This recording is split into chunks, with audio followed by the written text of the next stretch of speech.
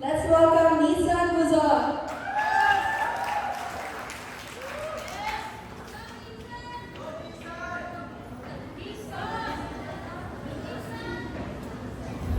Good morning, everyone. First touchdown. This is my first time to share the testimony. First of all, I would like to thank God i-manifest, i-fulfill niya akong desire sa oras na inuna ko, I am next in line at now na ako karon. I thank God. So second, ako salamat sa pastora, Eunice, na always na guide sa buwa, give instruction, ilang ng the best para sa buwa. Even na yung pamilya, but in spiritual na yung sa pamilya sa buwa. Hear my testimony. I am Nissan Guzon, leader of Pastor Eunice. Primary leader of Dwellers Network under the Pastor Julius. My life before, without Jesus Christ, is been during those ordeal. Kay ako ang pinakagaling ko sa pamilya. Di lang alata, pero kahit yun. Isa ako sa ikalima sa 7 ka Kristo. Ikatulong ko sa ikalima sa mga lalaki. May 5 na lalaki, so ako ikatulong. My life before, sa wala pa na ako nakailan si Lord, totally, isulay direction o walay sakto na attitude. But kaya sa una, isa ko nangalagay sa Ginoo. Isa ko choir sa una. Isa ka dako sa simbahan sa Yossi. Always ko nag-present sa practices. Always nag-serve prayer. Pero walay kabaguhan ng kinabuhi. Ako ang malaki na dali ng masuko, dali ng manismaya, o walay dali ng magsulti o mga wrong words. Sa mga isola, tungkol sa attitude, sa una, kaya na magpahilang ng iso. Grabe. Kaya lang, manong ba mag-iksol? Tungkol sa kasabot. O magpahilang ng parents. Mga nang pinakasakit sa buwan. Kaya lang magpahilang ng parents at tubangan sa buwan.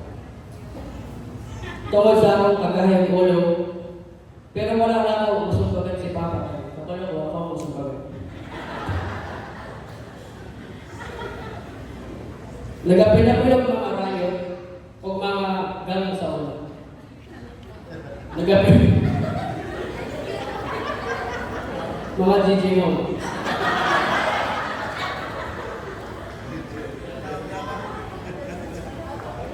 Okay. Huwag nagapilapil ko mga inaw na pinatalo. Para di masakpa ni Mama, dilit ko mga pinag-selfie picture. Kaya para di mga sa pagkilikan.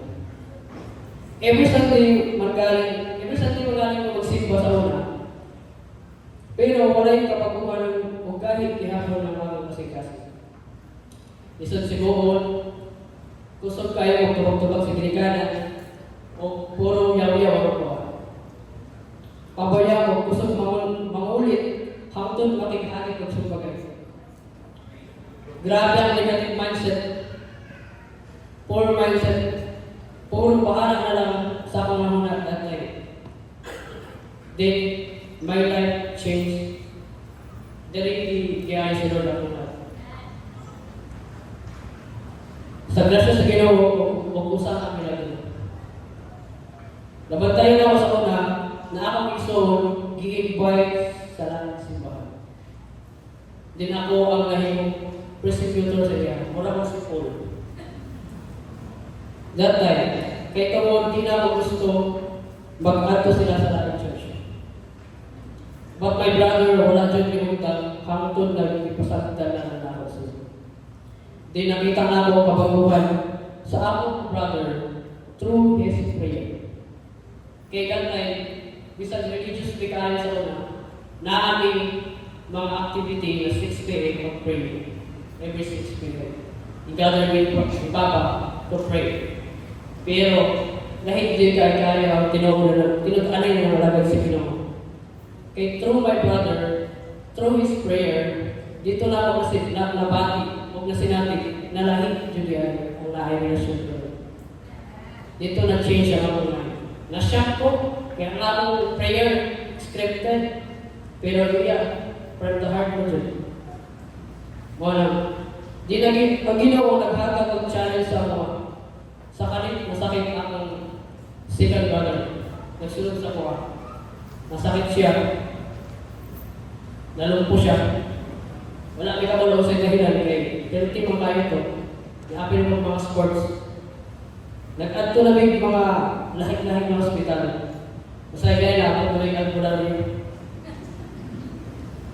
But, same lang ang result. Dili katindig ako mga katay. Dito ko sa akong brother, di invite pastor sa akong brother. Gilihan sa pastor, ang iso through prayer. Dito nakita ang tinong, dito naman nakita ang tinong na milagro. Nagkibuhat nila. Nawala na ako na sinabi sa una. Then, grabe ang turning point sa among kinabuhi sa among pamilya sa una. Even ako, nakahila ko, na-feel ako presensya ni Lord that time. Mga nang, pag-ingon sa pastor, we are healed. In Jesus' name. Pagtindog sa iso, nakahila ko, kahit ako nakasintog mo siya sa iso. Ito na, grabe ang problema naman sa una. Di na mo kaya ang sita. Di na mo kaya ang mga fruits. Okay. Wala ko. Ano? Mga grabe sa Lord. Hindi ang turning point ako kinabuhi. Dito nag-start ako pag-get closer to Lord. Na kinahingay yung change ni Lord. Ako ang mindset and heart set. Tingnan sa Bible. Therefore, if anyone is in Christ, he is a new creation. The old passed away. Behold, the new has come. I will give you a new heart and put a new spirit in you. I will remove from you heart of stone faith and give you heart of flesh.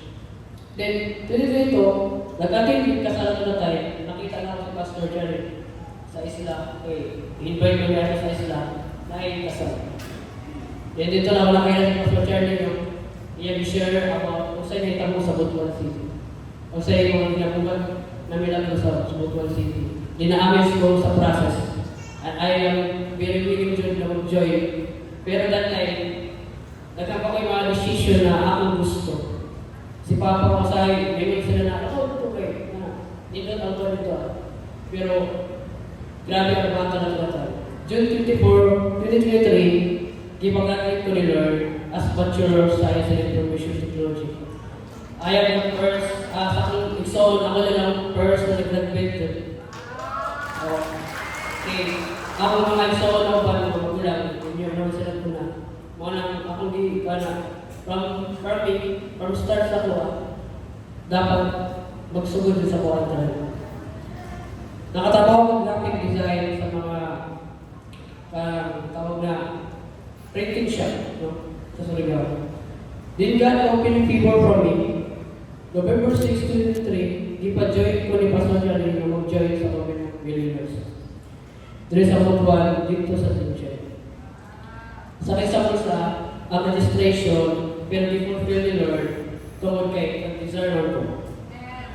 Ingat sa Bible, sa Deuteronomy 1:25, taking with them some of the fruit of the land. They brought it down to us on the border. It is a good land that the Lord our God is giving. Mga yung word sa una na pag-abot na sa Jerusalem, mga yung word na is the land na nag-harvest mga fruits. Ang nakagraduate ko sa Covenant Millionaire, gusto ko ka-best in both vocabulary science sa aming team. Nag-join ako ng office sa DCM. Naka-attend ako sa group together sa Winners Network. Then, Grabe ang bigong ni Lord. Dito sa Deuteronomy 1:21. See, the Lord your God has given you to the land. Go up and take possession of it. As the Lord, the God of your ancestor, told you, do not be afraid. Do not be discouraged. Naka-experience ko tayo sa naka-first fruit o naka-bless o wala. Ingat rin for if the first fruit is holy, the lamb is also holy. And if the Lord is holy, so are the branches. The first, ikaw ba tayo, Pastor? Mautin niya ang mag-driba ka, Pastor Johnny, the first must be secure. The first must be the seed. The first fruit must be quality one. Malang, pagka-sound sa client, ako nang gigib akong first salamin na wala yung doubt mo. It's because kapala ko, laging natin sa Lord na divine exchange ako. Because the Lord sa Proverbs 23:12, apply your heart to instruction and your ears words of knowledge. There is surely a future hope for you, and your hope will not be cut off. Listen by stand and be wise, and set your heart on the right path. When you align yourself to the Lord, you become empowered. What do you mean? The pastor nag-remind sa ako. When you align yourself to, align your heart to the Lord, you are empowered.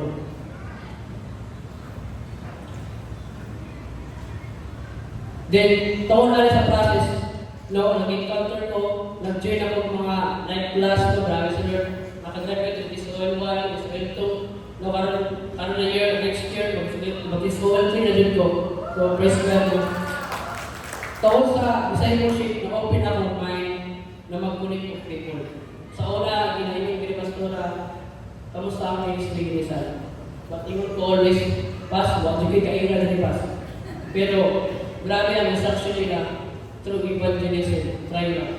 Mga nang grabe yun, naka-disciple ko na lahat sila sila, nag-join sila, consistent sila nag-join every Sunday. Mga nang grabe ang pabor ni Lord when you align your heart to your pastor. While yun ang the-best mo. Mga nang, tungkol sa discipleship, grabe ang immortal sa kuha. Grabe ang manifestation ni Lord sa kuha.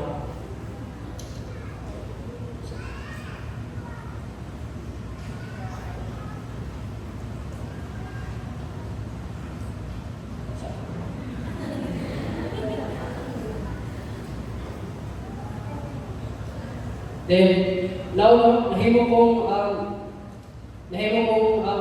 supervisor sa Supreme Creative. Nakakawa na sa Supreme Creative. So, grabe ang i-trust ni Lord, pastor na tinis ako sa Supreme Creative to more learnings pa. So, walang tuturo sa iyo na mag-decide na kanina kong supervisor, no? As a team, no? As a graphic designer, website designer, and video editor. So, grabe nyo. Now, I am very rich, no, na I'm 26 years old, running 7, no.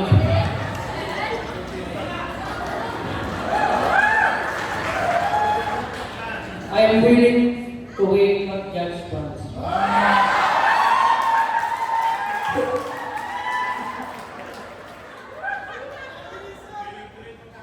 And I will already pray for her.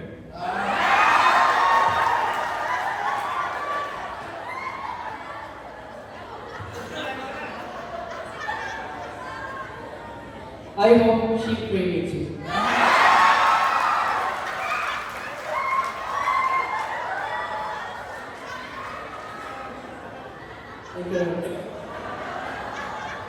So,